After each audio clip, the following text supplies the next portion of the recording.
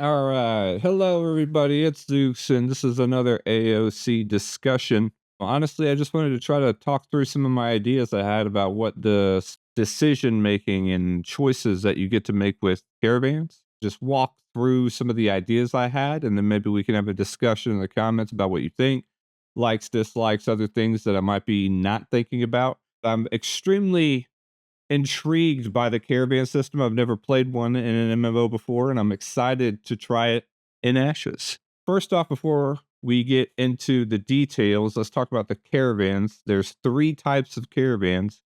Personal caravans that are used to transport cargo. An important note, these personal caravans will be used to transport materials and commodities. Commodities can be purchased from nodes using glint. Caravanseries are only available at villages those are stage 3 nodes. Another type of caravan is mayoral caravans or trade caravans, used by mayors to transfer cargo between nodes. Trade caravans can only be arranged by nodes with a trade agreement or alliance. These caravans can initiate world events, and these are used for trading things that some nodes may need from others, like materials and stuff like that. All right, next. NPC caravans are varied. The most important ones, I think, are going to be the ones that deliver guild castle taxes. There's going to be 5 guild castles, and they collect taxes from whatever nearby nodes are in their zone of influence. And at a specific time, NPC caravans will spawn at those nodes and head toward the guild that owns the castle, or head towards the castle with all the taxes. Let's talk about why you would choose to use a caravan. First, and probably the most important, is the relocation of artisan system goods. In this game, your storage is localized to nodes. As in, if you have one node, you have a specific storage for that node. And if you go to a different city, a different node, you cannot access the storage from the other node, and vice versa. So, an important distinction, and this is the main reason you're going to be using the caravan system. Another note, auction houses will only be at economic nodes and will not be connected in most circumstances. So if you have intention to put your resources on the auction house, you have to move those resources from a node that you're at to an economic node, obviously, if you are not in an economic node. Another important use of the caravan system is to earn money on commodities. Glint is going to get accumulated, and the most profitable way to use it at the moment that they've shown us is to use it on commodities. They did mention that you can use glint to pay your city dues or city taxes. So that's a useful use for it. But I get the feeling that you're going to be accumulating a lot of glint because there doesn't seem to be a good way to sell it. It's not really worth a lot if you just sell it directly for gold. The third reason that you might want to use a caravan is to assist the node in development, i.e., your trade caravans. They're going to import valuable resources that your node's going to need to build. Say your node's trying to build a specific building and needs specific resources. You're going to want to get organized. The city's going to want to organize a caravan to travel and bring those resources to the node if needed. Okay, so this is sort of the goal for this video, is I wanted to sort of talk through some of the ideas and the thoughts and the decision making that's going to go behind your choices to make caravans and to run caravans. Let's start with before you embark on your journey. And it's the planning phase of having your caravan. A couple of things to point out. We got caravan components. There's components like, let's say you have to travel in a hurry. You want to take into consideration that you can select components for your caravan that make it faster. It might sacrifice some things like HP, it might sacrifice cargo capacity, but you can get components to make your caravan faster. That may be something important to you. Cargo capacity. That's another component. You can get components that increase the carry capacity of your caravans. So you need to carry more goods than the standard caravan can carry. You might want to do that. You could also just have a second caravan too and run 2 caravans. Another thing that's Stephen pointed out is that there will be terrain and climate specific caravan components. So you want to take into consideration the terrain and climate. Say you're going through a desert, and maybe there's specific wheels that are helpful in moving and reducing, say, a speed debuff in a desert. You're going to want to invest in that type of caravan component. You also need to take into consideration your expected hostility on the road. If you're expecting a lot of hostility, you're going to have to invest in some more combat related components, stuff that's going to up the HP of your caravan. Else it gets lost immediately, real quick in a battle. There's also components that can provide unique abilities like area heals and stuff like that. Super helpful in, hostile encounters. Another important thing to plan before embarking is, like we said a little earlier, the number of caravans.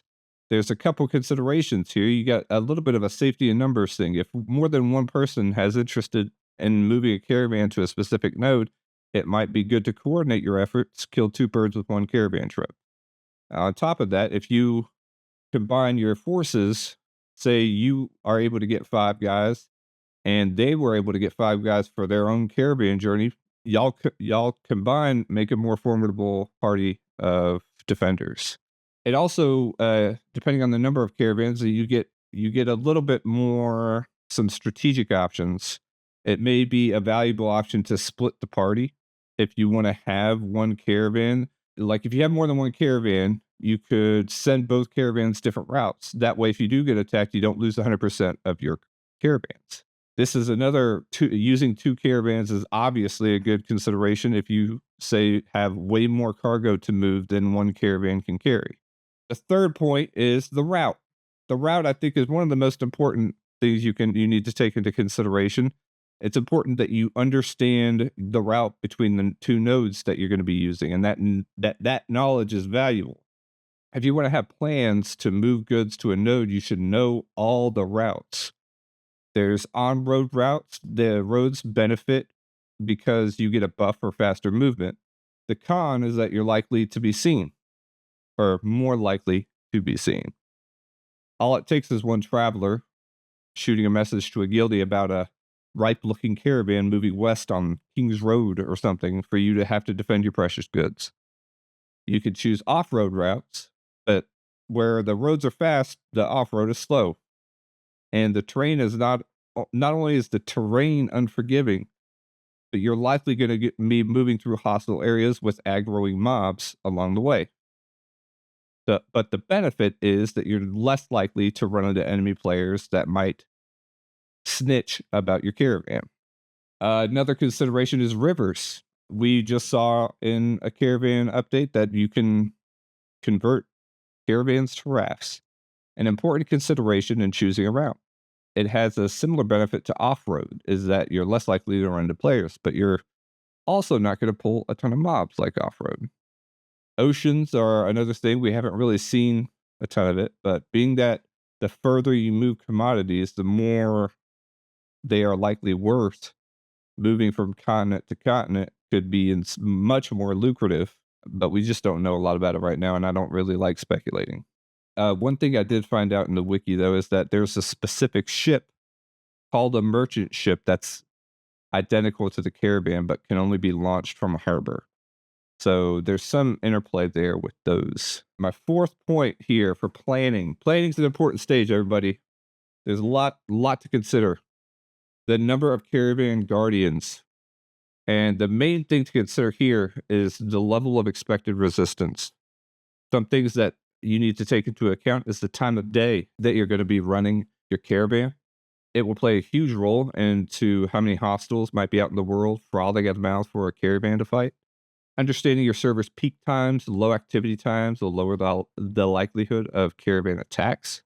Proximity to hostile territory.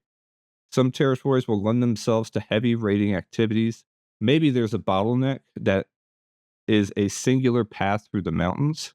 Raiders know that it's the only path through the mountains, so naturally they camp that area a lot. There's also the proximity to hostile nodes. Some nodes will be able to build a black market. And if that happens, the likelihood that raiders and bandits are out trying to raid caravans close to the node is high. If they were to raid a caravan close to the node, they would not have to travel far to return their stolen goods. Another way to bolster the number of caravan guardians is to have soldiers on call. Say you're if you expect light resistance, you might not be ready to call up the whole guild to support the caravan. You might grab 5 guys and then tell everybody else to just maybe not be doing anything too important or something that you can't drop right away, just in case you're traveling through an area and they need to be prepared to roll out if things get dicey. Another way to bolster your defender numbers is to consider mercenaries for hire. If you're expecting a high level resistance, you have options in bolstering your defender numbers. The obvious option is to talk to your guild or maybe even your node to see if they have time to help. Another option you have is to spend gold on mercenaries. What I mean by that is there will be guilds that exclusively operate as mercenaries for hire, and if you have the gold, you can hire some mercs to escort you to safety. There's some meta concepts too you need to take into consideration. Things like spies. I mean, spies are the main thing, obviously. Information's crucial to the caravan counterplay.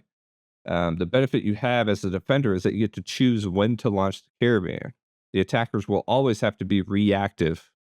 So to protect your advantage, you must protect your information. This means don't go run through a node talking about how you're running a caravan later. There's a lot of meta concepts to consider, along with spies. If you got like a streamer who's going to be running a caravan with you, that's maybe going to cause a little bit of hostilities along the road. Now let's move to the actual escort of the caravan. This is where you sort of don't have as many decisions to make. If you've done well in the planning, you don't have to make a ton of decisions. There's two important things to consider when running your route when you're running a caravan. And the first one is scouting. Running a scout ahead of the caravan is going to be vital to caravan success. You may have a route selected. Run a scout ahead to watch for hostiles or even the passing player that could rat your caravan out. And maybe having a second scout running on a secondary route to be sure if there's trouble on the main route, you have a safe secondary choice. Along the way, you're going to have to be calling audibles. I'm not sure, besides a raid on the caravan, what would impede the progress of the caravan. But one thing I'm not sure about is whether you can return a caravan to the originating node. So you begin your journey pretty quickly. Your scouts report heavy activity on the route, and maybe it's just not worth it at the time. It'd be cool if you could just turn around and return to the node and maybe try another day. Or, and again, I'm not sure if it's possible or not, but being able to change the destination on the fly would be helpful. Now, all that being said, once you get to the node, you actually aren't totally done making your choices yet. You've planned your route, you've made your way there, and now you've gotten to the node. Once you get to the destination node, you can deposit your caravan goods at the caravansary. But then you have another choice, and you can keep your goods here, sell and do whatever, or you can pack the caravan up and head to the next node for more potential profit, in which case you go through the whole decision cycle again. And that's sort of all the decisions I could think that you might have to make for choosing to run a caravan. And for a while, I'll admit I had some mixed feelings about the caravan system. Call it a lack of faith. But after making this video and taking notes and coming up, racking my brain with ideas, I've changed my mind. I used to think the attackers had a huge advantage and defenders are at a huge disadvantage. The attackers don't risk anything, and they essentially get free stuff. The defenders are putting everything on the line and risking a lot. But I've switched sides on this premise. I believe the caravan defenders have a huge advantage over the attackers. Allow me to present my case. The main reason for this stance is that the defenders get to choose when to launch their caravan. Any potential conflict is totally on their terms. Without some insider information, attackers are essentially just sitting around and waiting for a caravan. So when I decide to run my caravans, I can prep like crazy. I can get my people together. I can load up on pots. I can scout the routes ahead of time, spec into specific builds for whatever future encounter.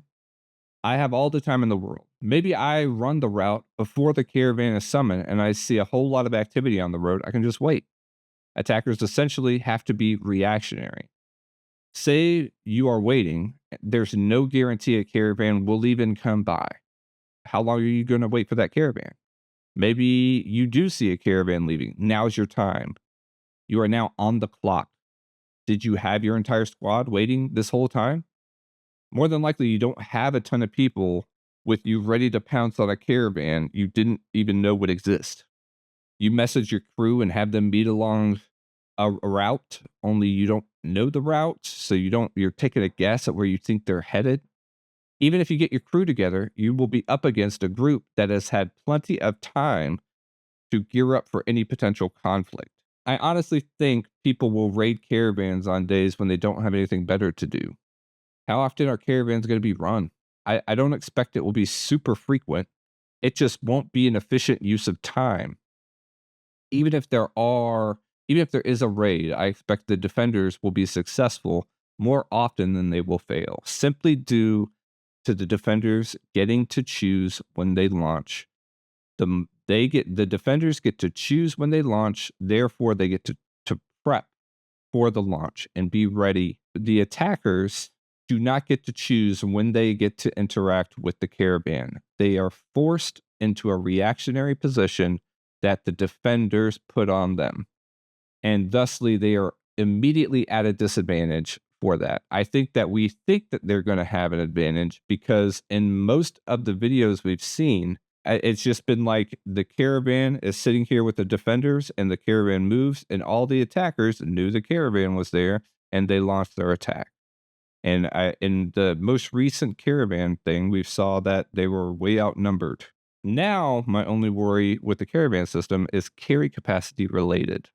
I do not understand how you make raw goods so heavy that you need to use a caravan to transport them, but not so heavy that gathering isn't tedious. Because if you gather and carry a decent amount, why would you not just carry the raw goods to the node instead of using a caravan? Even if they would be too heavy for you alone, you would likely have people go with you for the caravan. You can just have them all carry your goods in their inventories to the node instead. I don't know how this will work. Granted, this really only relates to the transport of raw materials. Commodities are another main item caravans are used for, and they can just make commodities unable to be put into player inventories and must be put through the caravanserai storage to the caravan. So caravans don't lose all their value. But I worry that the transport of raw materials will not be worth it. But maybe I'm wrong. You can let me know in the comments. Like and subscribe if you want to see me be wrong about more things. Have a great day. Thank you for watching my videos. Thank you, subscribe.